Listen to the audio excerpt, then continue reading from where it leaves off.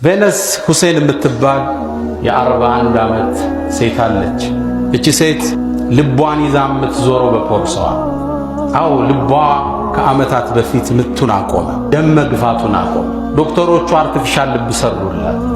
ሰውነቷ ሊሸከመው ስለማይችል በትቧ ያይዘው በፖርሳ ልቧን ሰጧት። ይሄ ፖርሳ ደምን ይገፋል፣ የልብን ሚና በአርቲፊሻል መልኩ ይጫወታል። እቺ ሴት ጠዋት ጠዋት ልጆቿን ትምህርት ቤት ስታደርስ እነሱ የምሳቃቸውንና የትምህርት ቤት ፖርሳቸውን ሲይዙ እሷ ደግሞ ልቧን በፖርሳዋ ይዛ ታደርሳቸዋለች። ባትሪው እንዳያልቅባት ተለዋጭ ባትሪ ይዛለች። አንተ ልብህ ጤነኛ፣ ሳምባ ሰላም፣ ጨጓራ የሰጠውን ፈጭቶ ያድራል። ወላኪን ነገላተች እስኪ እናንተ እንወያይ። አሁን የተሰጠ የማየትን ጸጋ አላህ ወስዶብህ ውብ ከተማ የሚያህል ንብረት ቢሰጥህ ትስማማለህ?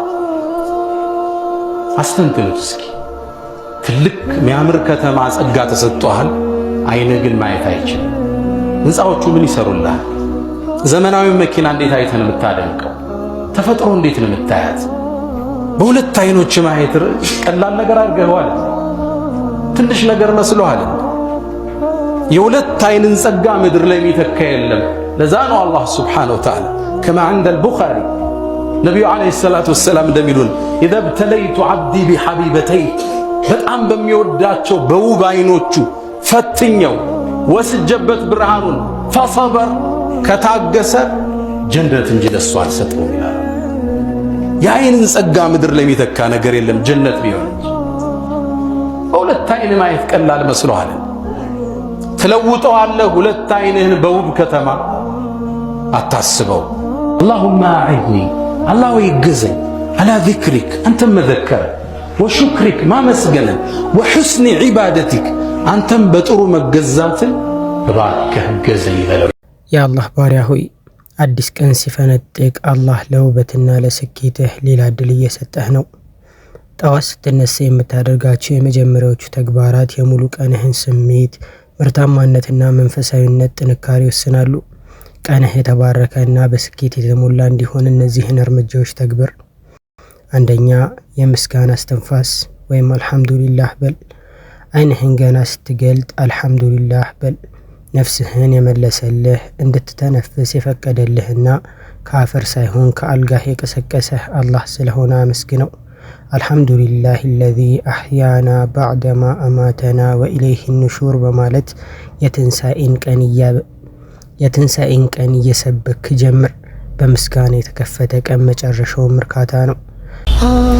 እኔን የሚያመሰግኑ ሰዎች ደግሞ ጸጋዬን የምጨምርላችሁ ሰዎች እነሱ ናቸው። አመስጋኞችን ሰዎች ጸጋዬን እጨምርላቸዋለሁ አለ አላህ። ምን ማለት ነው አሉ? ሹክር ማለት አላሁ ስብሓነሁ ወተዓላ የሰጠህን ኒዕማ በሚገባው መንገድ መጠቀም መቻል ነው አሉ። አላህ አእምሮ ሰጥቷል።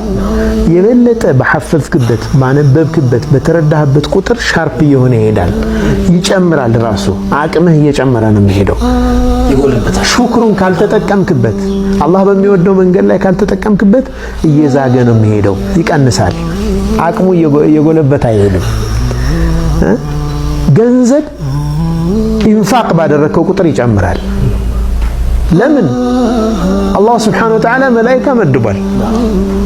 ምንም ጠዋትና ማታ ዱዓ የሚያደርግ አላሁመ አዕጢ ሙንፊቀን ኸለፋ፣ እንደውም ከያስክ ወአዕጢ ሙምሲከን ተለፋ፣ ምንትፍ የሚያደርግ ማለት ነው። የሚይዘውን ሰው መንትፈው፣ የሚሰጠውን ሰው ደግሞ ጨምርለት፣ ተካለት የሚል መላኢካ አለ ዱዓ የሚያደርግ።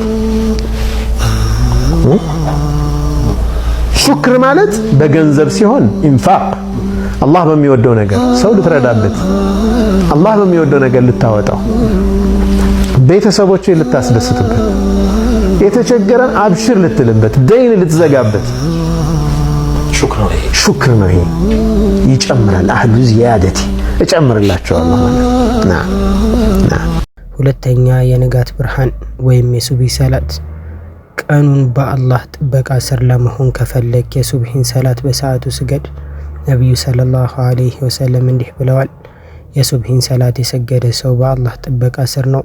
የዓለም ፈጣሪ ጥበቃ የሚያደርግልህ ከሆነ ማን ሊያሸንፍህ ይችላል?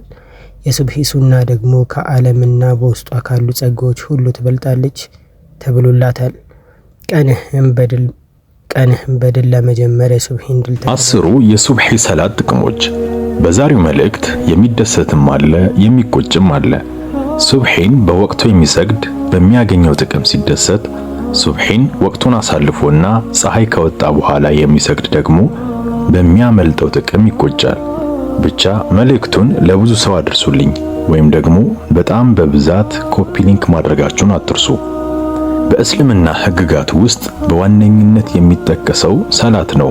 ሰላት አንድ ባሪያ ወደ ጌታው የሚቃረብበት መንገድ ነው። በ24 ሰዓት ክፍለ ጊዜ 5 የተለያዩ ወቅቶችን ወደ ጌታው የሚሰግድበት፣ 3ቱ በጨለማው ጊዜ የሚሰገዱ ሲሆኑ የተቀሩት 2 ሰላቶች በቀኑ ክፍለ ጊዜ ይሰገዳሉ።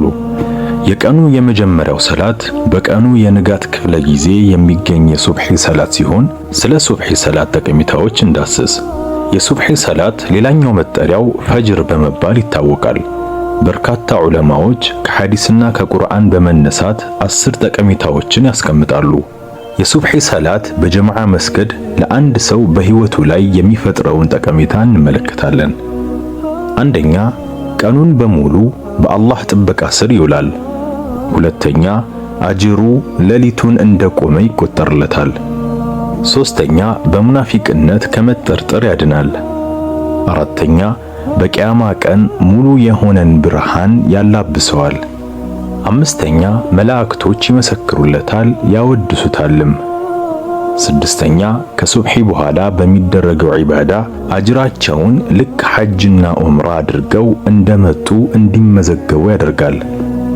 ሰባተኛ፣ ዱንያ ላይ አከፋፍሎ የማይጨርሰውን ምርኮ ያገኛል። ስምንተኛ፣ ከሱብሂ ሰላት በፊት የሚገኘውን ትልቅ ዕድል ይገጥማቸዋል። ዘጠነኛ፣ ከእሳት ነፃ ይባላል፣ በጀነት ይበሰራል። አስረኛ፣ በቂያማ ቀን ጌታውን ለማየት ይታደላል። አላህ የሱብሂ ሰላትን በወቅቱ ከሚሰግዱት ባሮቹ ያድርገን። አላሁመ አሚን። የተለያዩ አስተማሪ ትምህርቶች ወደ እናንተ እንዲደርስ የፕላስ ምልክቷን በመጫን የመልካም ነገር ተከታይ ይሁኑ። ሶስተኛ፣ የልብ ጋሻ ወይም የጧት ዚክሮች። ጧት ላይ የሚባሉ ዚክሮችን ወይም የጧት አዝካር ማድረግ ቀንህን ከጭንቀት ከሰይጣን ተንኮልና ከሰዎች ክፋት ይጠብቅልሃል። ልብህ በአላህ ዚክር ሲረጋጋ በዙሪያህ የሚፈጠሩ ግርግሮች አይበግሩህም። አላህ ይበቃኛል ብለህ የወጣህበት ቀን የፍርሃት ጥላ አይኖርበትም። አዝካሩ ሰባህ ወልመሳ። አራተኛ አሉ ኢብኑል ቀይም ረሒመሁላህ የጧትና የማታ ዚክሮች አዝካሩ ሰባህ ወልመሳ። አላህ ይወፍቀን ሁላችን። ሰደቃ መስጠት፣ ወጣቶች፣ ነጋዴዎች ማካፈል፣ ሪዝቅም ይባርከው እሱ።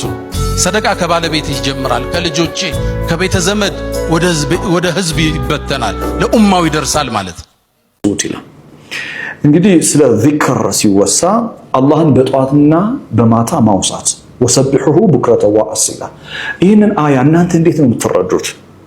ምን ማለት ነው አላህን በጧትና በማታ ማውሳት? ኦኬ አላህን በጧትና በማታ አውሱ ስለተባለ ከሳታና አውሳው ማለት ነው? ምን ማለት ነው? አላህንስ ማውሳት ሐቂቃ ትርጓሜው ምንድነው? መጀመሪያ ሁላችንም የምናውቀውን ወሰብሑሁ ቡክረተ ወአሲላን አሸግራለሁ።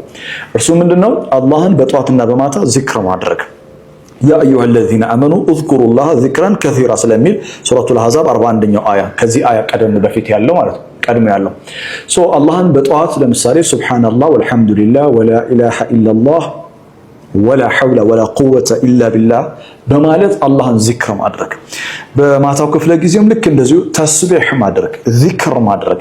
ወሰብሑሁ ቡክረተ ወአሲላ ማለት ይሄ ነው የሚል ትርጓሜ ነው ብዙዎቻችን ጋር ያለው እውነት ነው።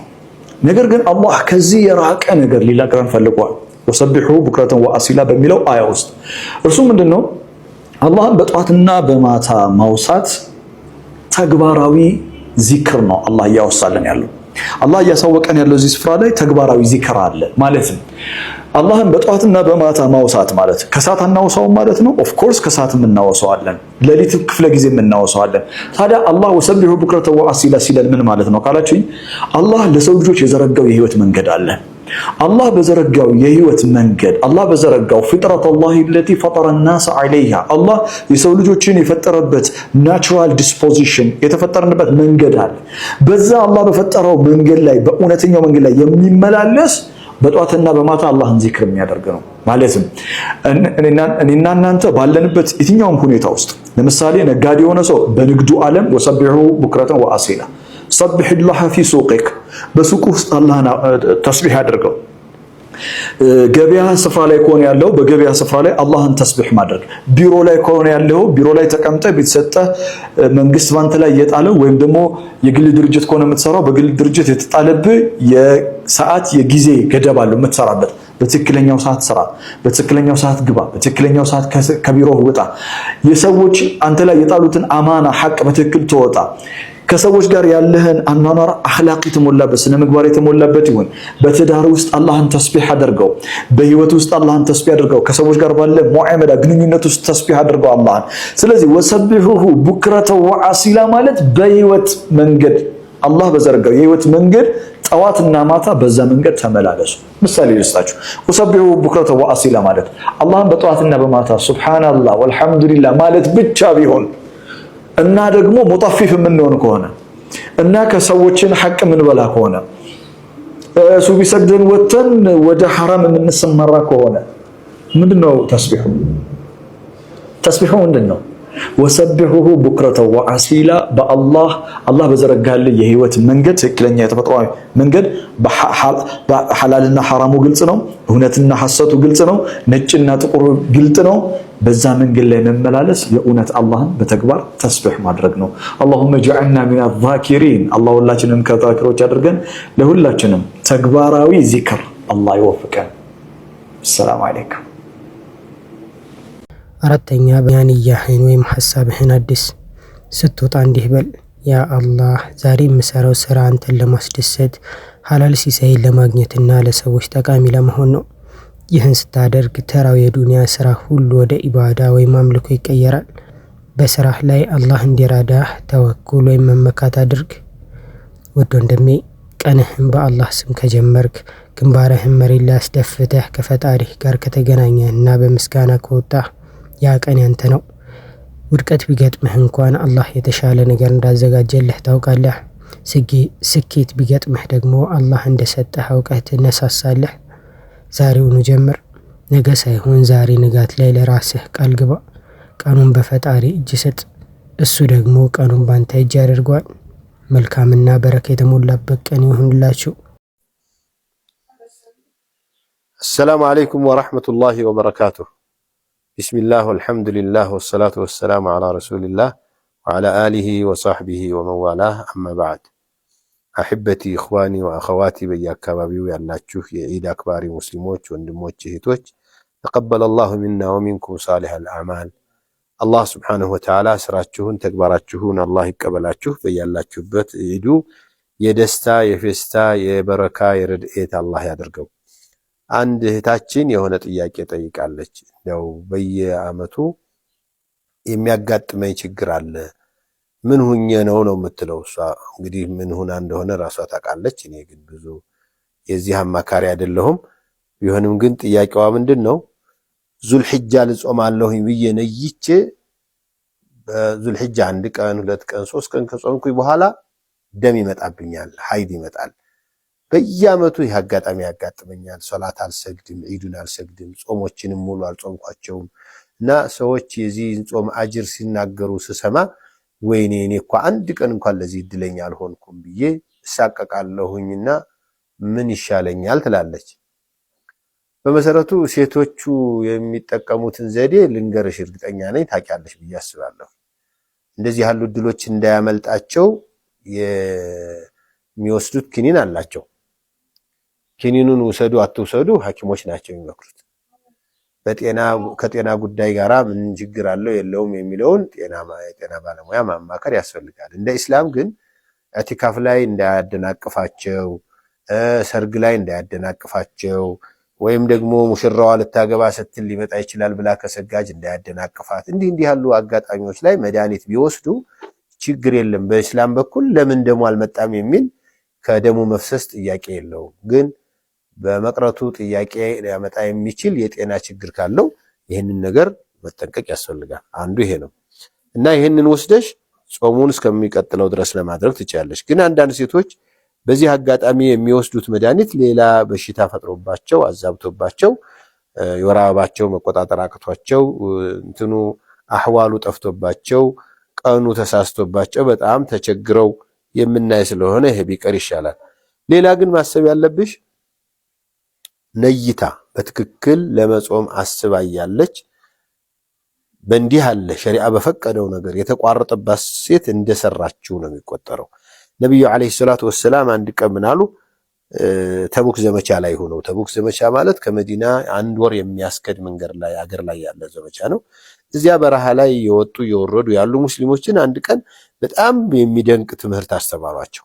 ምንድነው ያሏቸው? መዲና ቁጭ ብለው እናንተ በረሃ ብትወርዱም ብትወጡም ይሄን ሙቀትን ብትጋፈጡ እናንተ ጋር እኩል አጅር የሚካፈሉ መዲና ቁጭ ያሉ ሰዎች አሉ አሏቸው።